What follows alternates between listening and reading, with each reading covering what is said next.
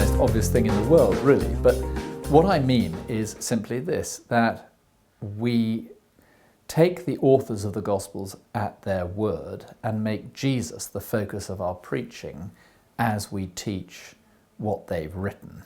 And to be most blunt, I sometimes say to people, you do realise, don't you, that you're not the subject of the Gospels? Imagine that. No, John tells us that he's written so that we might believe that Jesus is the Christ, and that by believing we might have life in his name. So I take it that the focus of all of my preaching of John's Gospel, whilst inevitably speaking from time to time about what it looks like personally to believe, but the focus of all of my preaching should be Jesus Christ. Luke in verses 1 to 4 tells us that he is writing to show us what has been fulfilled amongst us. And what has been fulfilled amongst us is the Old Testament prophecies concerning the Christ. So I take it all the way through my preaching of Luke. I need to be considering and making the focus of my preaching the Lord Jesus Christ.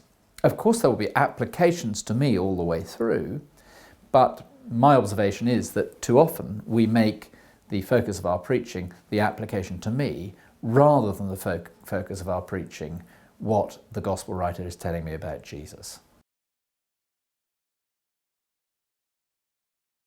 We have to remember that the gospel writers are writing, if you like, at the end of at least 2,000 years of God's revelation of himself, and therefore all the time they're dealing with massive theological categories that are being fulfilled in the person of Jesus Christ. And I'm always therefore looking at the text and asking myself, what has the gospel writer, who after all is our theologian, what is the theologian John, what is the theologian Luke, or the theologian Mark or Matthew, wanting us to understand about Jesus, and what theological categories is he using from the Old Testament, and how do they show Jesus for who he is? And we need to ask, what does this mean to them then? Often I will ask myself, would the people listening to this sermon, if it was preached to a cross-section of believers and unbelievers, would they have the same response as the people had in Jesus' day? For example, I'm speaking on John 5 this coming Sunday, and I noticed that in John 5:16 to 18, the Jews are so incensed by what Jesus says about himself, his ministry, God, and the Sabbath, that they determine to kill him. Now, I haven't properly understood what this text is telling me about Jesus unless I understand why a natural reaction is to want to kill Jesus.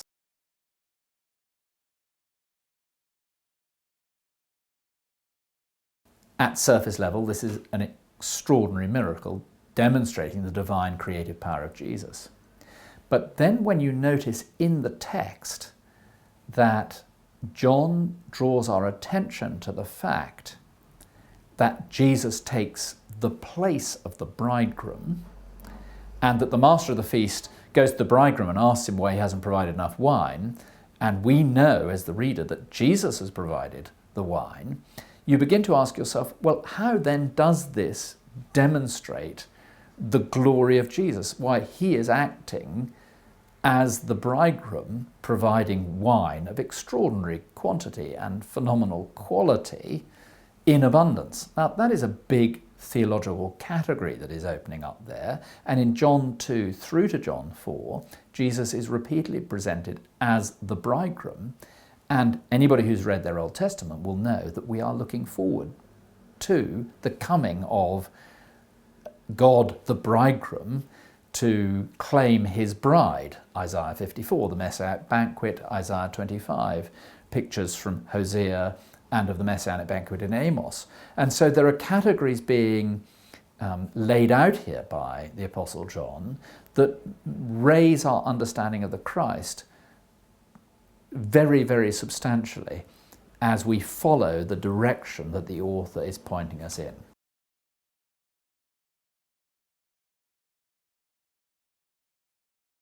There's not only the surface level of what Jesus is doing, but also the Sabbath discussion that follows. And when you look at the text carefully, you notice that Jesus needn't have healed the man on the Sabbath. It was a long-term illness that he had for 38 years. He was going to be there the next day. And so it looks like Jesus deliberately provokes a Sabbath discussion. And that's certainly where the conversation goes. And Jesus ends up saying, my Father is working and I too am working. What does that mean? Well, when you go back and look at the Sabbath, you understand that God never stopped working on the Sabbath. God didn't need a rest. And God's Sabbath was not interrupted rudely by Monday morning. All God did on the Sabbath was to stop creating. He then began his Sabbath rest, which is the work of enjoying his perfect garden paradise with his people, which was interrupted by the fall. Now, here is Jesus coming and saying, well, actually, I am doing the Sabbath work of God.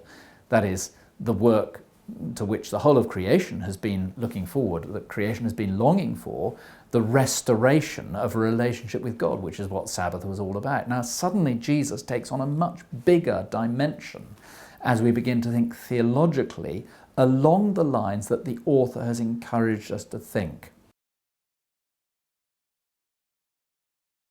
I think what happens when we see Jesus for who he is and make him the focus and allow the big categories, the massive theological, if you like, the tectonic plates of the Old Testament, and following, of course, the line that the author gives us. We can't just import our own ideas, we must follow what the author has told us is the theological category that's being fulfilled. But as we do that, I think we move into what I would call grown-up preaching.